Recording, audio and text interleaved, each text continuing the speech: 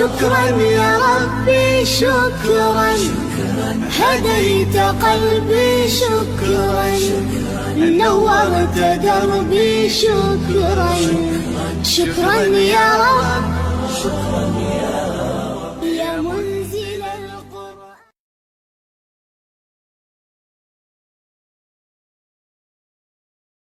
پڑھنا ترقی کا دروازہ ہے۔ رمضان المبارک آ چکا ہے۔ یہ وہ مقدس مہینہ ہے جس میں قرآن کریم نازل ہوا۔ ہم صبح سے شام تک کھانا پینا اور خواہشات کو چھوڑ کر اور دیگر ضروریات کو چھوڑ کر روزہ رکھتے ہیں۔ چونکہ قرآن شریف اس مہینے نازل ہوا، اس لیے ہمیں اس مہینے کو بہت زیادہ اہمیت دینی چاہیے۔ کیا ہمیں معلوم ہے کہ قرآن میں سب سے پہلے کون سی آیات نازل ہوئی تھیں؟ اقرأ بسم ربک الذی خلق، خلق الانسان من علق، اقرأ وربک الاکرم، الذی علم بالقلم، علم الانسان ما لم یعلم۔ پڑھو اپنے پروردگار کا نام لے کر جس نے سب کچھ پیدا کیا۔ اس نے انسان کو جمے ہوئے خون سے پیدا کیا ہے۔ پڑھو اور تمہارا پروردگار سب سے زیادہ کرم والا ہے، جس نے قلم سے تعلیم دی، انسان کو اس بات کی تعلیم دی جو وہ نہیں جانتا تھا۔ آج لوگوں کے اندر سے پڑھنے کی عادت ختم ہوتی جا رہی ہے، لیکن سوشل میڈیا میں اپنی چاہت کا علم بغیر کسی جانکاری کے پوسٹ کرتے رہتے ہیں۔ جو لوگ پڑھنے کے عادی ہیں وہ اچھے مضامین لکھ سکتے ہیں، فصاحت و بلاغت کے ساتھ گفتگو کر سکتے ہیں۔ جیسا کہ ایک کہاوت ہے کہ اگر آپ پڑھیں گے تو آپ ترقی کریں گے، اور اگر نہیں پڑھیں گے تو آپ پیچھے رہ جائیں گے۔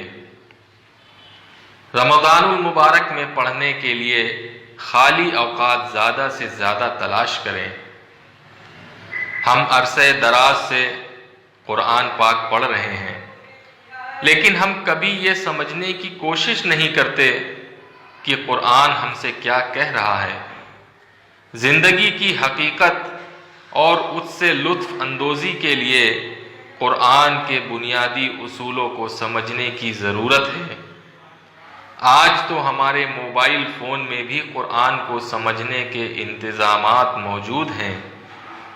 علم حاصل کرنے سے ہمارے سامنے ترقی کا دروازہ کھل جاتا ہے۔ علم کے بنا آدمی مہذب نہیں ہوتا ہے، اس لیے ہم علم والوں کا احترام کرتے ہیں۔ اللہ نے سب سے پہلے انسانوں کے باپ آدم علیہ السلام کو علم دیا۔ وَعَلَّمَ آدَمَ الْأَسْمَاءَ كُلَّهَا، اور آدم کو اللہ نے سارے نام سکھا دیے۔